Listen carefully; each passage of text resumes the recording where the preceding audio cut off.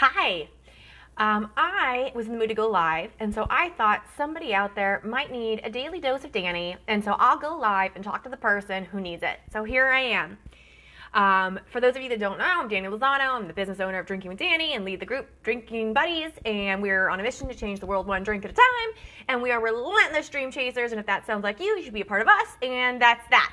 Okay, now that we got that out of the way, I am leading a positive mindset challenge right now, which has been amazing, and it officially ended, but we decided to keep it going until we're allowed out of our houses again because we need something to remind us to stay positive. And so today's challenge was to get dressed up like you're going to an interview or a night out or a date or just something that makes you feel great, just to remember what it feels like to care.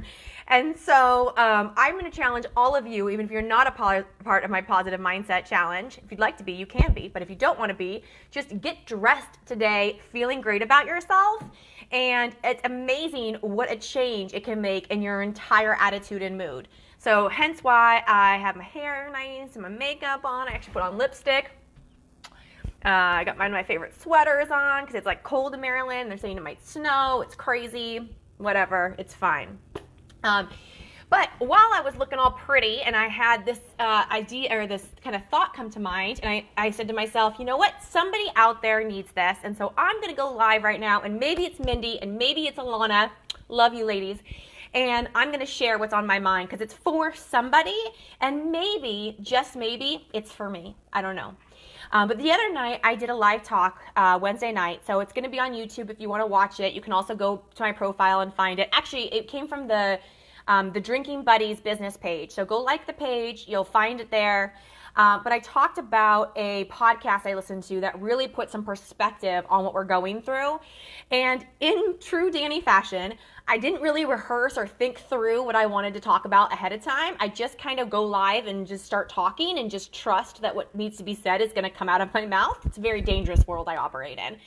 And as I was talking through my thoughts, I stumbled across something that was really profound. And it was a realization that I connected live, and I didn't really have the time to think about it because I was live and talking. And then it sat with me for the last day and a half, and I was like, God, that's some powerful stuff. We need to go live and we need to talk about that again. So I am going to talk about it for you right now. I had this realization, okay? The world right now is crazy, right? It's crazy. If you think about your life as it stands today and compare it, let's see, today is April 10th. So compare it to March 10th or February 10th. Think about what your life looked like then. I'll tell you, for me, I was taking 2 kids to school, one to elementary school, one to daycare.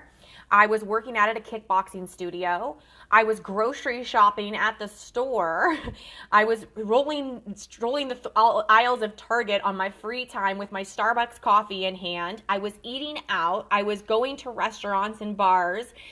In fact, not too long ago, what did we go see? We went and saw a concert or a band play at a bar. It was a great time. I can't remember what it was. I went on a wonderful girls' night out with my ladies. We had so much fun celebrating Casey's bachelorette party. Like, those feel like such distant memories, but they were really only like a month or 2 ago. And the fact is that the life we live right now is so outside of normal. And that doesn't mean, it could mean that you are working from home all of a sudden, right? All of a sudden you're working from home, which is totally new for you. You're not going into the office. You're not commuting. You don't have your coworkers. You're out of that routine. It could mean that you lost your job and now you're trying to figure out unemployment benefits and where you're going to make your rent payments and when you're going to get another job and who's hiring.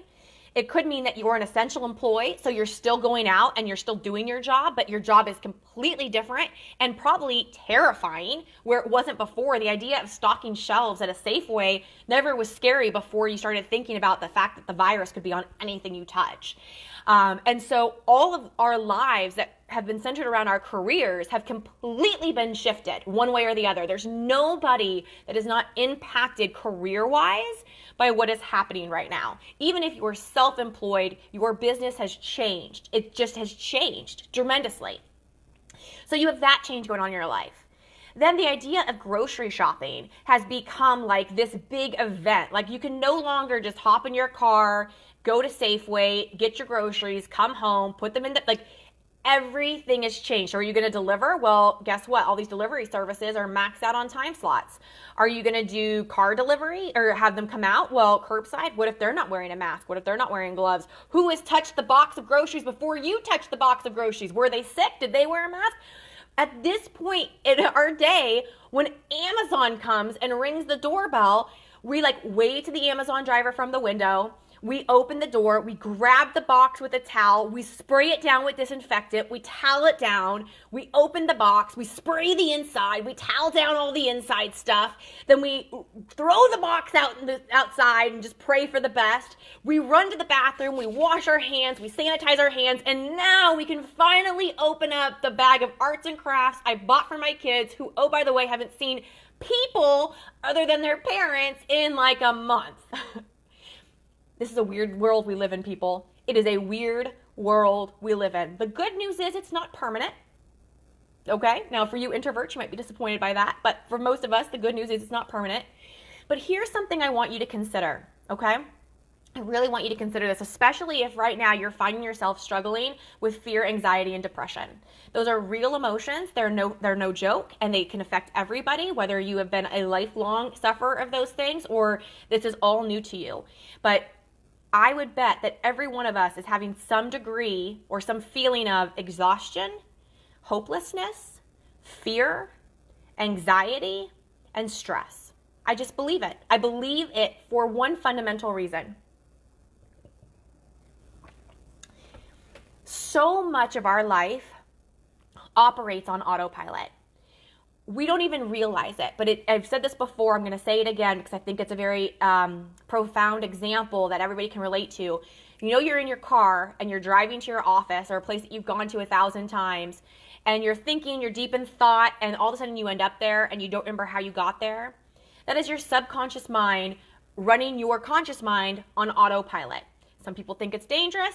Your subconscious actually can make like 70,000 decisions a second. It's amazing. Like just blinking right now. You've probably blinked over 100 times since you've been watching me live, and never once did you think, blink, blink, blink, blink. You thought it now because I said it, but you don't think about blinking. That's not something you think about. So having all of these things on an autopilot frees up your conscious mind for stuff like innovation, creativity, determination, just all of those types of things where, you know, you use them in your work. If you're an analyst or you are a creative writer or you are a fitness coach or you are a lawyer or you are a doctor, you're making a lot of conscious decisions. So the fact that everything runs on autopilot frees up your mental space. Think about your brain as a computer. You know, we only have so much RAM. We only have so much hard drive. So we can free all of those mundane activities onto our subconscious, our autopilot. We have much more capacity to be able to focus on the more important things, the things that aren't natural to us. And then overnight, we woke up and so many of those things that we did on autopilot, we're no longer able to do. Because I can no longer, when the Amazon driver comes and rings my doorbell, open the door, talk to my Amazon driver, say hello, grab my box, bring it in, open it up, and give my kids whatever it was that I bought them. I can't do that anymore. That was an autopilot reaction that required no thought on my part, no thought. And now I'm like, oh my God, is this box going to kill us? What could be on it? Who do I know? What do I spray? I don't know. So now you're using all this energy and mental space to do simple things like pick up groceries or get into your car. Can you see your friend, your neighbor, teaching your kids school? All of even your job that maybe you've done for the last 10 years is different today than it was 10 years ago. I've got a great friend who works in an elderly home with Alzheimer's patients and things of that nature. And she's an essential employee. She's still, bless her heart, she's there every day keeping those patients happy and content and doing the work of God right there. But she has to wear a mask and they're worried about what they're touching and they've got new protocols. And so even though it's the same job at the same place with the same patients, it's completely different than it was a month ago. So because everything is requiring us to put so much thought into these dumb, silly tasks, we have no more mental space for the things that we used to. Creativity, determination, motivation, innovation, all the shuns, right? So if you're feeling exhausted, if you're feeling anxious, if you're feeling depressed, if you're feeling sad, understand that a lot of that has to do with the mental drain you're putting on yourself. And then we layer on top of that we're living in a national, international pandemic and people are dying and we don't know. We're watching the news. We're learning about this day by day. No one knows what's going on. No one knows who's going to get it and what's going to happen. And these curves, we're all projecting. But we know that this is a scary time to be in the world. It's just scary. And so not only has our entire life shifted, but we're being sandwiched down with incredible fear. No wonder we're freaking exhausted. No wonder we're drinking a little more than we should. No wonder we're stress eating those Girl Scout cookies that we wiped down with the Clorox wipes before we touched. No wonder, guys, no wonder.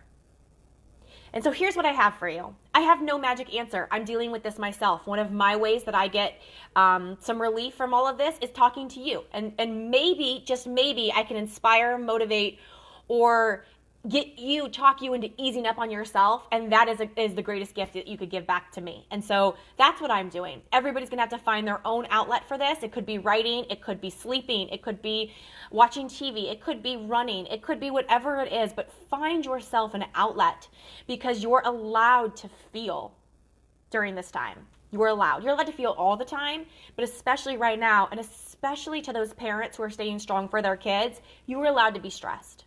And you are allowed to be on edge. And you are allowed to be cranky and testy and maybe even a little angry. You're allowed. I'm telling you right now, I'm giving you permission. And what I'm going to ask from all of you is that you give yourselves and each other some grace. A whole lot of grace.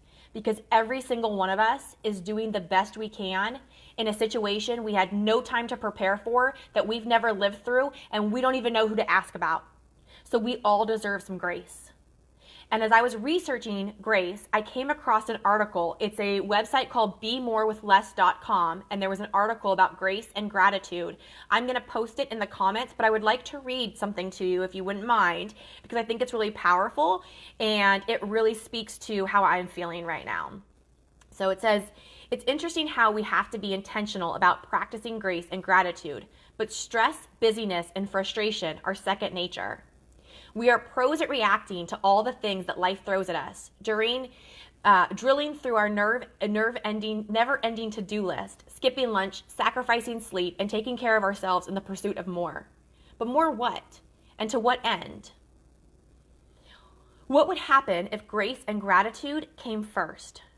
What if we felt grace when dealing with uncertainty? Gratitude before we were stressed or frustrated? Hopeful when dealing with loss? Loved before judged, loving before judging. Everything I read suggests grace and gratitude as a solution to stress, frustration, and overwhelm. But if grace and gratitude come first, we can avoid some of the stress, or at least navigate it in a healthier way.